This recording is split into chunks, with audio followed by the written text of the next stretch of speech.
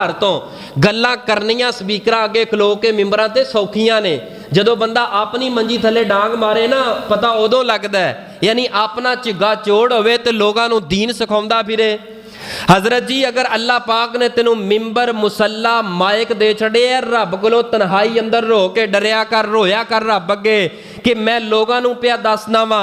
इस आवाम नूं जो कुछ दस रहे हैं मेरा किरदार इस मामलात दे अंदर कैसा है। हाँ अलग बात है ना तुसा मौलवी दी कबर च जाना, ना मौलवी ने तुहानू छुड़ाना, ना तुसी ओनू छुड़ाना, लेकिन याद रखो इलम वाले दी सजा सख्त है, अगर जजा डबल है सजा भी सख्त अल्लाह पाक ने रख दी है। वो अल्लाह पाक ने हजरात अगर तुहानू इलम दी दौलत दे नाल माला माल कीता है, खुदारा इस मिंबर दा हया कर, खुदारा इस दीन नू काटना होंदा ही, खुदारा इस दीन नू तेरी वजह तो बदनामी दा दब्बा ना लगे। अगर नबी दी सुन्नत चेहरे ते सजा लईए, अपने अंदर हया गैरत दीन दी